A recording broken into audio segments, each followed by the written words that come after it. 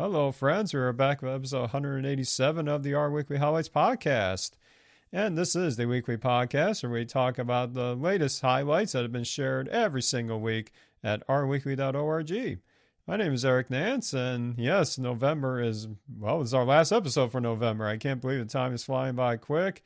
For those of you who may be celebrating a holiday coming up soon, certainly happy, safe travels wherever you end up going for that. But nonetheless, we're going to celebrate some awesome highlights to talk about today. And I never do this alone because I'm my trusty co-host at the hip here, Mike Thomas. Mike, how are you doing this morning?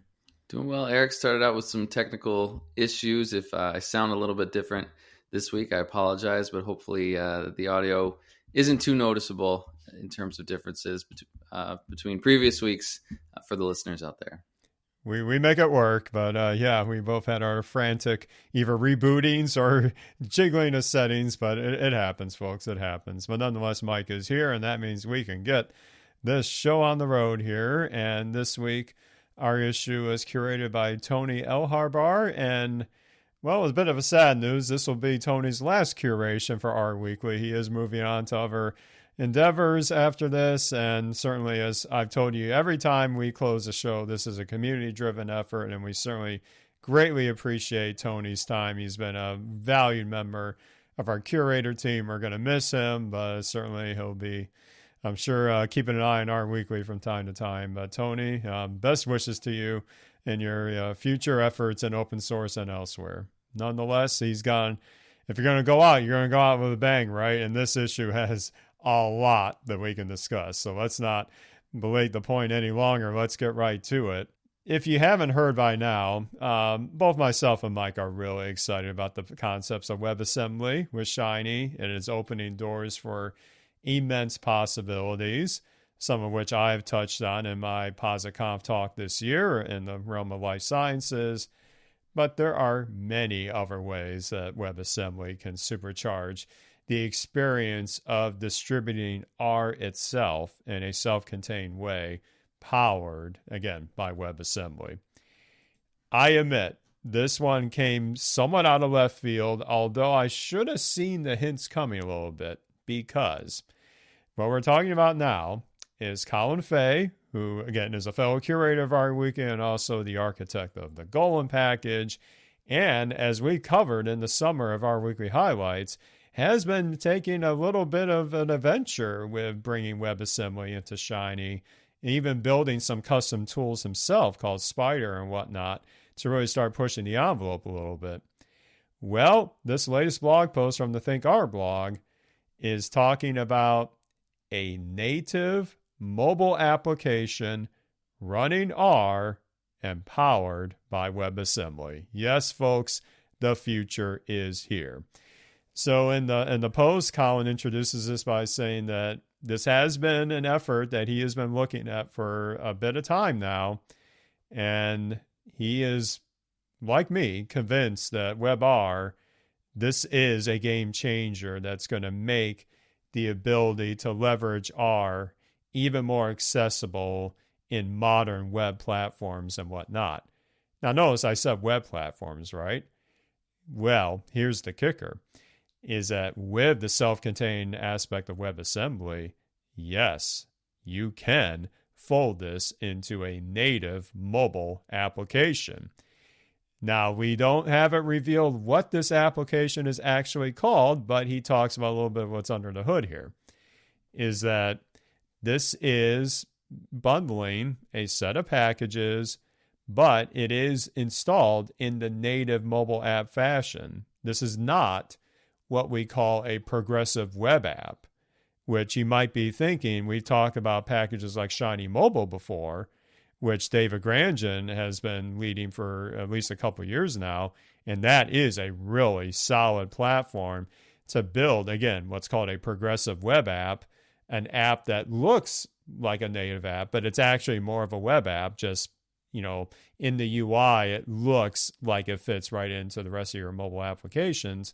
That's still reliant on some kind of web connection to make sure things are working.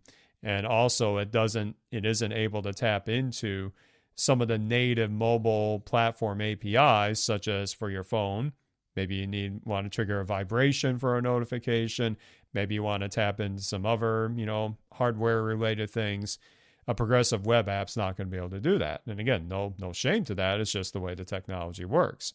What Colin is showing here is that with this being installed in a native fashion, this opens the doors to tap into some of those native APIs. So let's get into what this app actually is, or it's in essence, a game of sorts, where, say, from the UX perspective, you're going to be presented a name of a function, and you have to guess which package it comes from. So it's kind of like a quiz app, you might say. How does this actually work? Well, apparently, under the hood, this application is looking at the packages that are currently installed in this installation. It's going to sample 3 of them at random, and then from each of them, pick a random function from them. And then you, as the end user, are prompted to choose in a multiple choice fashion which package that function comes from. You can, submit your answer, and then it's going to use the praise package under the hood to send you a message if you get it right. And then even if you get it wrong, it'll let you kind of have a, not so negative message and then try again. Where are the responses being stored? Well, again, because this is a native application, in this case, he is leveraging SQLite, a local database, which I've used for years and years in some of my applications, where that's being stored. Your responses are being stored in real time from this app, but again, locally, not going to some server. It's all locally done. And you can imagine that this might get a little boring after a while, though I will admit I did get early access to this, and it is fun.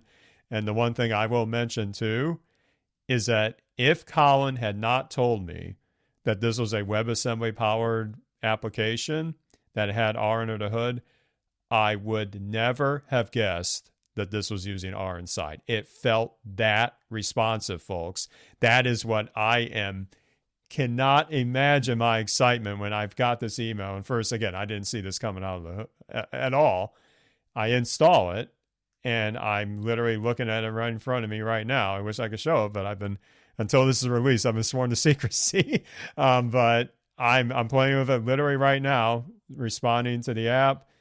And there's no lag. It is native. It is truly native.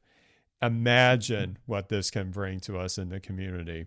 So if you want to have access to this or stay updated when this is released, he does have a contact page at the bottom of the post. So I would suggest, if you're listening to this and you're interested, definitely sign up for it. I would be hammering this as soon as I could if I was in the audience listening to this, because this is revolutionary, folks. This is absolutely revolutionary. I have so many ideas where this could go.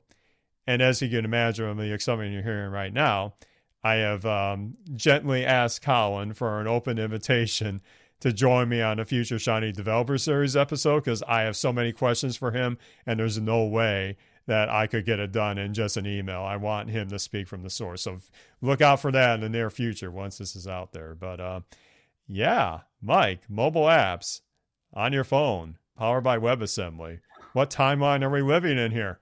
I don't know, Eric. And, some of us aren't as privileged to get the early access. So I'm dealing with pixelated screenshots in this blog post, on the edge of my seat, trying to figure out when this is actually going to come out. I don't think there's a specific timeline here that Colin mentions, which is smart on his end, as to when we will actually be able to get our hands on this, like the general public. This is crazy, and probably a bad thing for me for all of those times that a client has asked when we've developed a Shiny app for them, like, hey, could this be a mobile app too? And I'm like, nope. These are just desktop web-based applications. You could go to your internet browser on your phone if you wanted to and use them, and we can leverage Shiny Mobile in that for you. But it can't be a true app. Well, now my answer has to be, well, technically yes. And that's just going to open up just this gigantic can of worms once we sort of figure out what's possible here, what the limitations are. But this is a serious boundary that has been broken through. And to me, yeah, it's going to open this world of possibilities for us. And I imagine that, similar to the WebR project that powers this, it just continues to, branch out in terms of what is now capable that wasn't previously possible for, R and Shiny development. It's pretty incredible.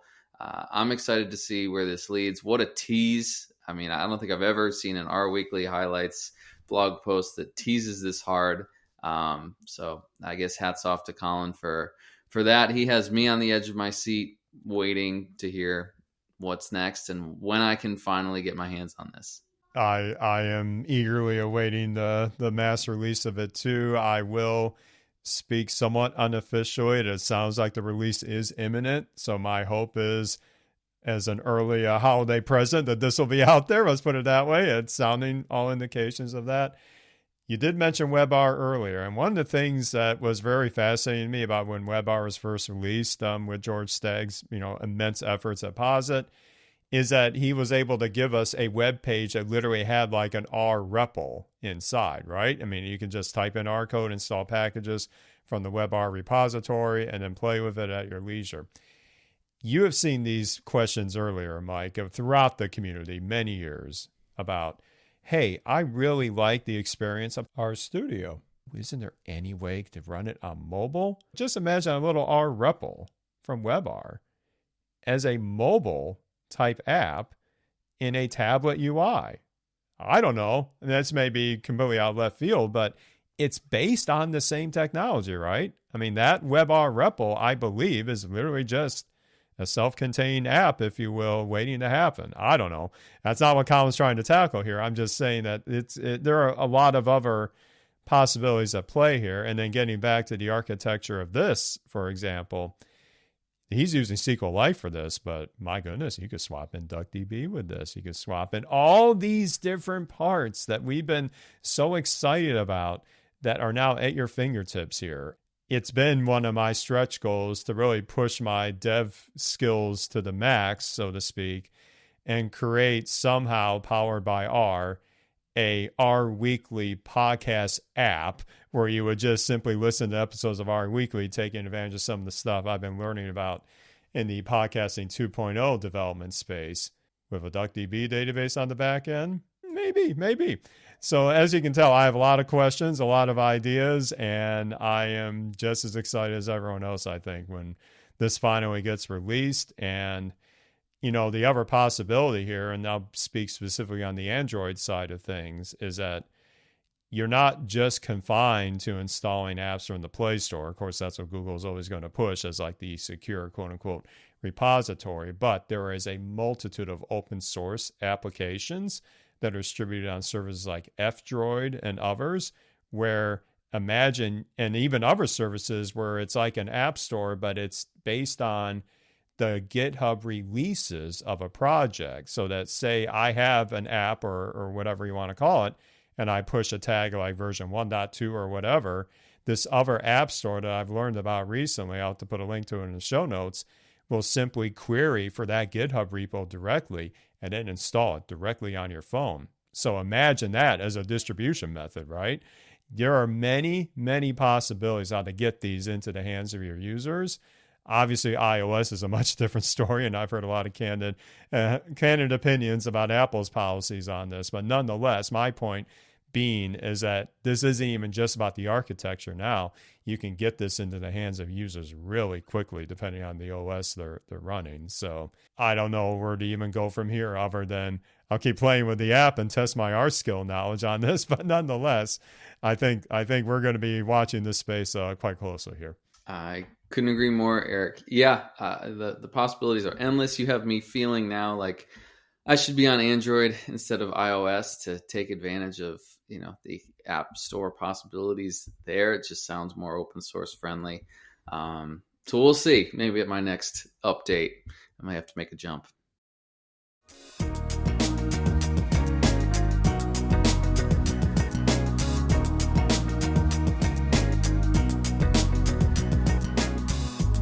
Well, Well, there is a lot of excitement in the air in terms of the data science communities and other scientific communities jumping onto the Bluesky platform, which, as you heard in recent episodes, both Mike and myself, we now have accounts on that very platform, and I've been eager to connect with the rest of the community, old friends, new friends alike. And you may be wondering, as you're getting started with this, as I was, you sometimes, as you join these new platforms, you're trying to think, okay, well, what's next after I sign up?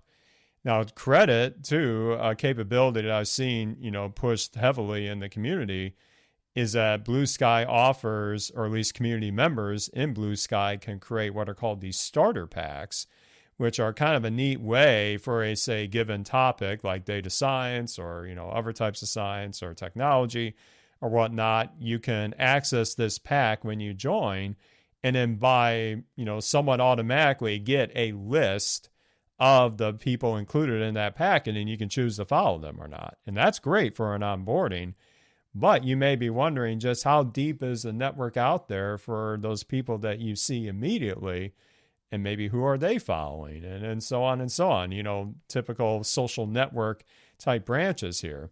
Well, imagine a way that you can expand, or at least potentially expand, your network directly with R itself. Well, that's where our next post comes in from Stephen Turner, who's been featured on the highlights recently as well. He is very excited about the Bluesky initiative, and he has another post where he talks about, for those in the science fields, that this is a terrific option for them.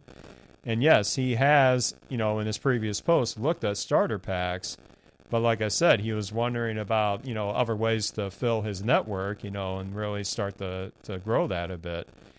And he discovered this new web-based app out there called Bluesky Network Analyzer, which is again, very simple web form where you can kind of enter the handles of your account, and then you can kind of see this kind of relationship of the people you are following and then the people they are following, and etc.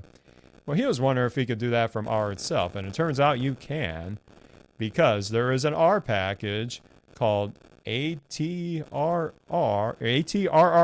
Adder. I don't know how to say it. I'm going to give it a shot. This has been authored by Johannes Gruber, and this is wrapping what's called the AT, or Authentication Transfer Protocol, that is the meat of Bluesky. And that's kind of analogous to, on the Mastodon side of things, it's wrapping a protocol called ActivityPub. But they're different, but yet I think they're functioning in a bit similar way. But this protocol is open source, so you can build capabilities or applications on top of it. And sure enough, you can, of course, build an R package in front of it too. So Stephen's post talks about how he uses this package to first authenticate to the service. And one bit of warning is that this is going to leverage a Bluesky API. And like any API, there could be rate limiting depending on how extensive you leverage this. But getting into the example here, he authenticates to the Bluesky service, and there is a helper function called auth in the package that will guide you for creating what's called an application password for the first time. Or if you have an existing one, you can just use that as well. There's a simple function called get_follows that will simply grab the immediate of your immediate follows, their handles and whatnot. And then you can kind of take that list that you get initially, and then through a looping function like lapply or whatnot, you can now get their follows. So as you can see, you could go many levels with this, and that's where, like I said, you got to watch yourself with the rate limiting factor at play there. But then he shows, first in a simple terminal-based output after a little bit of filtering, all of the handles, their actual names, and the URLs to their profiles.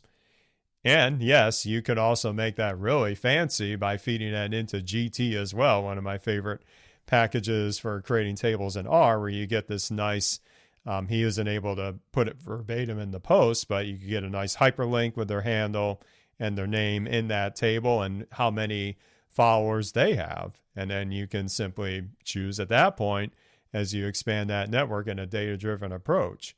So again, you could run this in many different levels, but again, he cautions that there could be some rate limiting depending on how often you use this. And he did try this when he tried to run over 5,000 accounts based on kind of this, this triage or this depth of network. This is where if I was going to build something like this, I might tap into the polite package, which we talked about many episodes ago, which would kind of handle that, in essence, sleeping between requests or pausing between requests in a somewhat randomized fashion, which might help with a service like this. So again, that's like a little exercise for the audience if you want to try that yourself with Steven's code here. But nonetheless, I am excited to see the tooling around Bluesky start to really take shape, such as what Steven's is exercise here in this post and that aforementioned ATRRR package. I've also seen Bob Rudis start to look at some of the tooling based in Go or whatnot around Bluesky as well. So there seems to be a lot of excitement around this, and I am all for making any tool like this to make the onboarding to new social platforms like this easier for those in a community, no matter what your previous experience is in these platforms as well. So really innovative approach, and it just goes to show you R can do just about anything, right, Mike? Yeah, it is pretty incredible. It's a nice little tool in terms of the script that we have that Steven's put together for us. And as you said, if you have, just maybe 100 or a couple hundred followers, you shouldn't have any issues with the API. There is also in the footnote of this blog post, or at the bottom of this blog post, there is a link to a web application called the Bluesky Network Analyzer, which I played around with a little bit, which is pretty cool. I don't think it's using R, but it seems like you're not going to get rate limited or throttled as much if you try to use that web application instead. But a great, blog post here in terms of the code that anybody could run. Just replace your username and your password, or use the auth function from the ATRRR package to be able to interactively authenticate to your Bluesky account, which is pretty cool that we have both options there. And a nice little GT table here showing all of the top 20 accounts that Steven's followers follow, if I got that correct, which he does not also follow. Really, neat blog post here, really nicely done. I am all in on Bluesky. Excited about it. A lot of it does feel like old school data science Twitter community. So yeah, excellent work. And late breaking here, as I was prepping the recording here, I got wind of, another possible feature that Bluesky could have, which I've seen also pushed for Mastodon type situations as well, is let's say you have a blog post somewhere, and instead of relying on a proprietary service for your comment system, imagine you have a post on Bluesky with, say, a link to your blog, but then your blog post is able to embed replies to that post as if they were comments on your blog directly. Late breaking here, but there is not one but two extensions in Quarto now, one by James Blasto and one by Garrigate and Bowie at the time of this recording, that are going to give you shortcodes in Quarto to embed this into your Quarto webpage. So, and it works. I tried James' widget or his post where it said, hey, reply directly on Bluesky, refresh the page, and your comment will appear on the page itself. And yes, it works as advertised. I was comment number one, so I got that flag standing on that one. But that my point is that, like I said, the tooling around this seems to be expanding by the minute here. And I admit I am late to the Bluesky party. I know there have been a few others that have been on this train for a bit already. So I've got some catching up to do, Mike, but I'm excited to see where this takes us. Lots of exciting things coming out of Quarto this week. I am literally looking at my Bluesky timeline, and you're exactly right. The top, one of the top posts that I'm seeing is from Garrick explaining this Quarto extension. Looks like it's really easy to just add this little one-liner. This includes sort of chunk in your Quarto blog. It's Bluesky-comments with the post link, and then replies to your posts become comments. That's pretty incredible.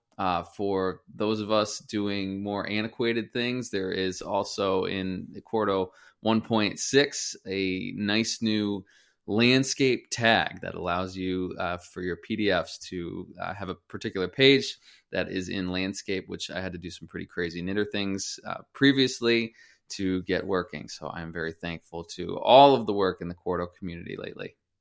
Yes, and boy, that extension system just does wonders, doesn't it? It is exciting to be able to tap into this as you need. It's really exciting times.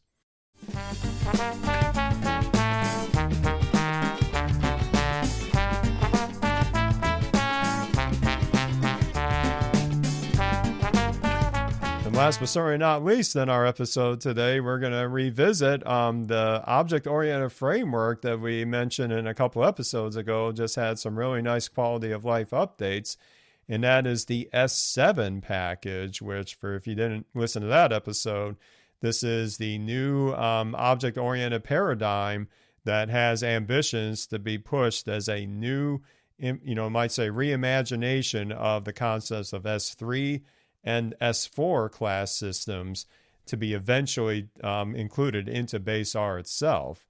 And I remember mentioning at the end of our explanation on that, it will be interesting to see just where S7 starts to take shape and some of the best use cases for that.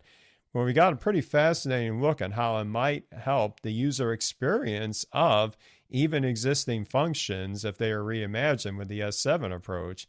And this post comes to us from Josiah Perry, who's also been featured on the highlights numerous times. He has had a lot of interesting adventures recently with the Rust programming language and that's integration with R.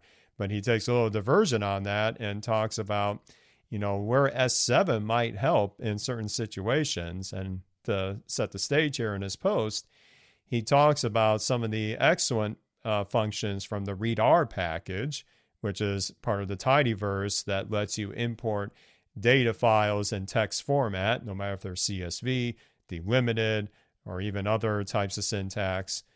And it has a lot of arguments because it is doing a lot under the hood and it has to account for a lot of different issues with these files.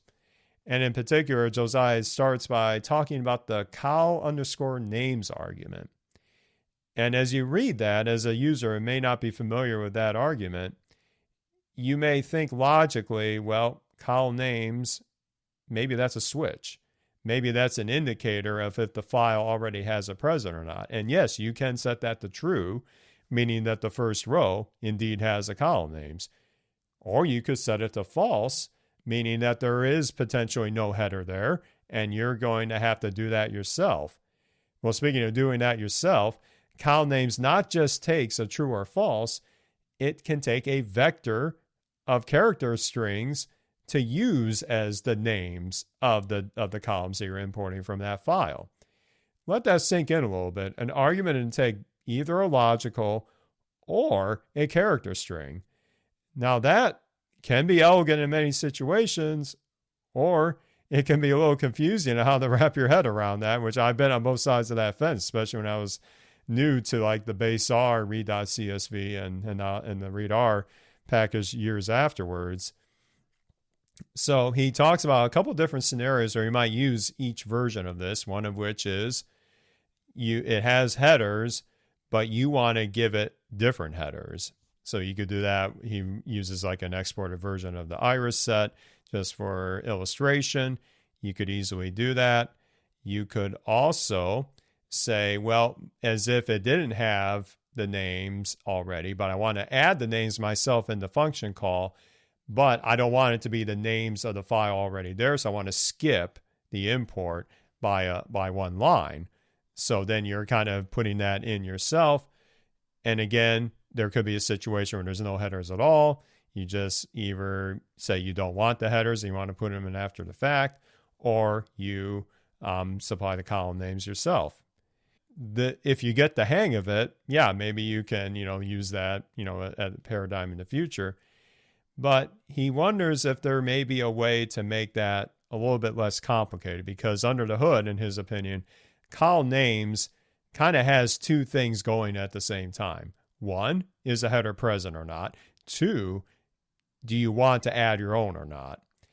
And so that leads us to one of the interesting aspects of S7 that you could potentially play with here with this reimagination of a readr importing function, is that this readr function, these set of functions, have over 20 arguments that you can specify. Some of these are common. Some of these are very niche because they really depend on your use case.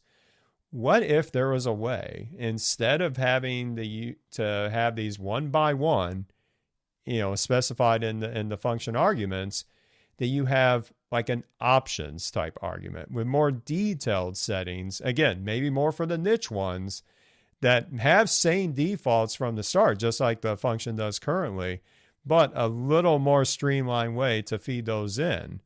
So he looks at, say, read_CSV, and there are quite a few, like 14 to be exact, of these arguments that he thinks should be belonging in this options paradigm instead of in the function call itself. And so finally we get to, in the post, how you can use S7 to do, in essence, argument validation, not too dissimilar to what I've done with packages like assert that or checkmate in my functions to determine if a parameter is indeed a string or a logical or a value that fits like the boundaries that I'm expecting it to have.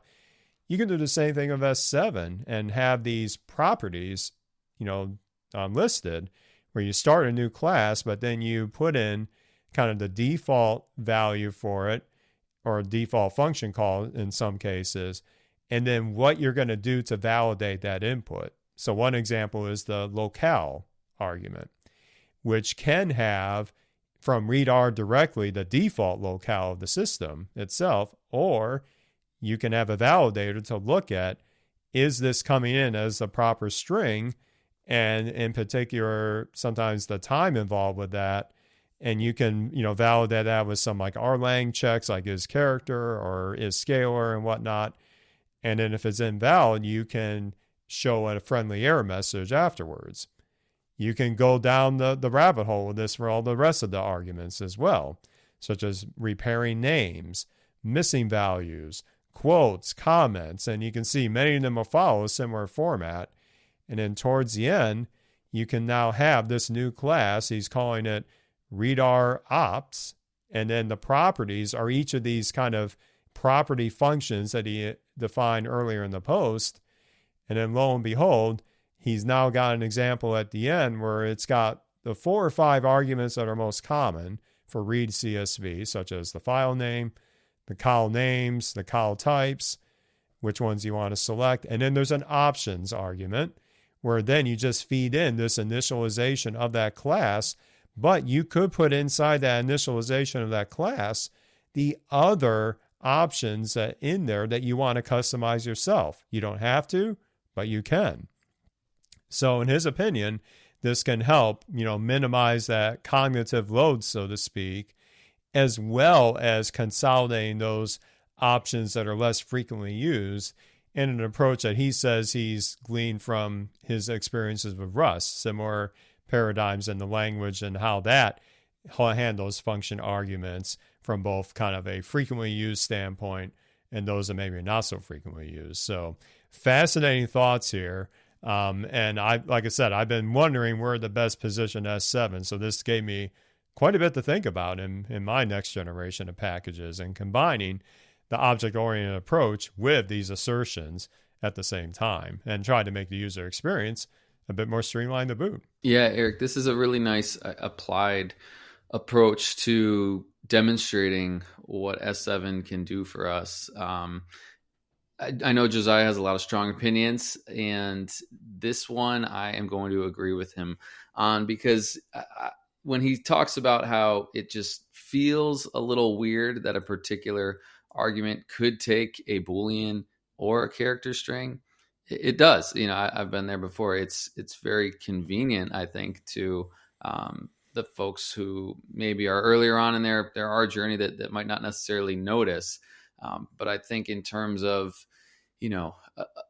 thinking about package developers and making sure that what you are developing for others is really strong and stable, I think that can lead to a lot of, I don't know, potential things being a little less stable, a little less robust if you have arguments that are taking, different types of class objects, if you will. But anyways, so I thought that this was a great use case for demonstrating S7 and taking sort of an opinionated approach to how we could potentially alter the reader package in this way.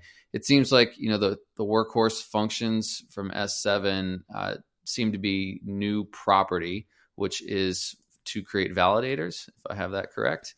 Exactly. Yep. I'm up to date in my object-oriented programming. And then a new class here at the end where it seems like we call all of these validators for the different properties that we're going to list in this new class. And obviously that new class function from S7 is going to create a class object. A really nice walkthrough about how you can, take a look at that class object just by sort of printing it. And then you can also use the at accessor, the at symbol, to be able to pull out and view a particular property in that class object, which is really neat. I mean, it feels kind of like working with lists. It shouldn't be super scary, right? The syntax is going to be a little bit different with, a lot of objects that you're creating via the new property function for these validators tend to start with a period.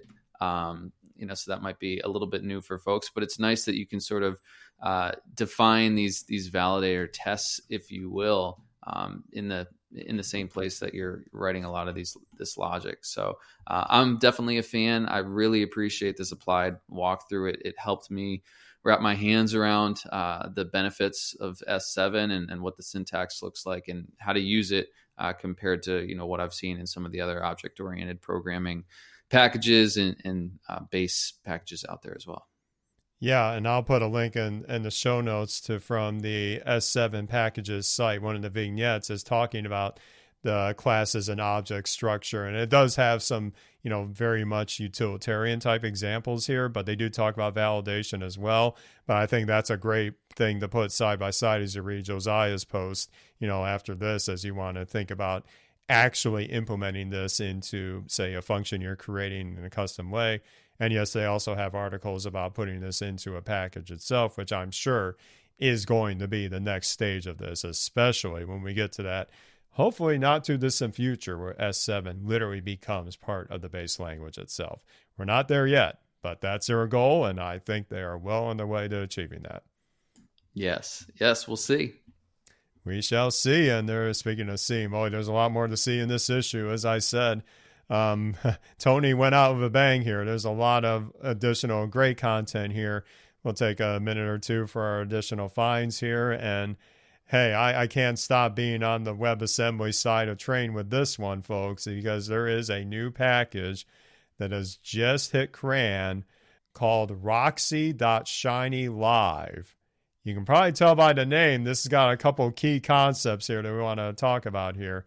This is authored by Pavel Rucci, who is, for those in the life sciences space, he is one of the chief developers of the Teal framework for Shiny applications in a modular fashion that is very, very promising in the realm of using Shiny with life sciences. But nonetheless, he has been one of the early adopters of WebAssembly like myself. And one thing that he was really hoping to have ever since, all this came about last year, a vision that, Micah, you shared with me on this, is that imagine you have documentation for either a Shiny app or a function that maybe is part of a Shiny app. And if you go to that help page for that package, say on a package down site, you can run an example of that right on the spot. roxy.shinylive is making that happen. How does this actually work? I don't have enough to do it justice here, but at a high level, you can put in, once you install this package, a way to create a URL for a self-contained version of this example that you put in your ROxygen block hosted on shinylive.io, the free service that Posit offers for hosting Shiny applications built with Shiny Live for both the Python side and the R side. remember when this all first came out, it was just on the Python side for quite a bit. Now the R side gets that cake and eat it too, so to speak. So I'll have a link to the package down site for the package itself in the notes, but you can see a little simple example where he writes for a hello world string an embeddable URL that you can use in the package documentation that will embed almost like an iframe that ShinyLive app on the same package help page on the web version of it in both like the manual page. You can also do this for vignettes as well. You just have to make sure your description has in suggest roxy.shinylive. There is a specific roxygen declarative you have to put in your description file to make sure it's using Roxy ShinyLive when it's compiling the help pages. But he shows an example in the package down site where he's embedded basically one of the functions called cross table, which I believe comes from the TO ecosystem or whatnot, where it's got the embedded Shiny app literally right in the page saying tried in ShinyLive. Oh my goodness, this is game changing in and of itself with documentation. So this is pretty new. He's only been working on this, I think, for maybe part of the year. It's been on GitHub for a little bit, but as of now, it is now on CRAN. So I definitely encourage all of you to try that out if you're interested in leveraging or supercharging your documentation with ShinyLive involved. And congratulations to Pavel on this 1.0 release. This is awesome. This is, oh my goodness, we're being blown away this week, Eric. This is absolutely incredible. I'm super excited to check this project out. I think that would be game changing to be able to run examples literally, in some sort of a interactive session from your package down site. I think that would be incredible in terms of reproducibility and ensuring that other folks understand exactly what's going on with your package. You get to play around with it before they install it themselves, right? Wow. I'm very excited to check that project out. Another one that I thought was pretty cool as we get towards the end of the year here, hard to believe, but Cole Barrel did a fantastic blog post visualizing his Spotify Wrapped. So all of the music that he listened to with some fantastic visuals. And I really love the theme that Cole used throughout this blog post. I imagine that we have ggplot under the hood here. And it's just a really fun little blog post to take a look at his listening history for what looks like, I think, the last 10 years of his listening habits. He was able to get data from 2014 to 2024. So very, very cool. Nice little ggplot visual blog post if you're interested in that type of thing. Oh, this is slick. I really like to see this thing. And I've also been on throughout the year, Mike's heard about this in our pre-shows. I've been really spinning up some what I call self-hosting services on my beefy new server that I have in the basement a few feet behind me here. And one of them is like a music streaming service with music I've already downloaded for Creative Commons or whatnot. This OC Remix, the service that I use for those little bumper musics you hear in this episode. I have almost all of their tracks on my self-hosted server here. And there's a service called Navidrome I'm using that gives me that Spotify-like experience internally. And Wrapup tail scale, I can listen to that anywhere I am on my secure devices. But they have an API too, so I might have to do some listening habits of my own, of which games just happen to be most frequently used in the music that I'm listening to if I need a little pick-me-up, so to speak. So this gives me inspiration based on what Cole's doing with Spotify. So, yeah. I always have the tunes going when I do my hardcore Shiny dev work and package dev work, and boy, did I need it with a gnarly issue earlier last week. I somehow got through it, but it was a journey, Mike, as you know. The debugging never stops sometimes. Oh, I know. We need that pick-me-up sometimes, and certainly I hope that our weekly itself is your pick-me-up for the awesome content. Like I said, we are blown away by what we see, and this week is definitely an illustration of that. So congrats to everybody in the community, our curator as well, or Tony for curating all this, but also, Colin, Stephen, and Josiah, excellent posts. We are really excited to see where the future is for these efforts. And the future keeps going with our weekly, but it is a community project. And as we said, we rely on your support. Obviously, I would hope that with the news I shared earlier, that we are looking for curators to join the team. So we'd love for you to get involved. All the details are on our GitHub repository, but you can find all this at rweekly.org. You can also send us what story should be featured in next week's issue. We're just a pull request away. All marked down all the time. We love hearing from you, and those pull requests are an immense help to our curators for each week. And we love hearing from you in the audience as well. We got a little contact page embedded in the podcast episode show notes here on your podcast player. We also have that fun little boost functionality, another great way to get in touch with us directly. We have a modern podcast app. I personally like Fountain and Podverse and Castamatic. There are many others as well at newpodcastapps.com if you're interested in that ecosystem. And also we are on the social medias. Yes, I am on Blue Sky now with @ourpodcast at bsky.social. Also on Mastodon. I'm still keeping that on. I'm very passionate about that with @ourpodcast at podcastindex.social. And I'm on LinkedIn. Search my name and you'll find me there. Mike, where can they find you?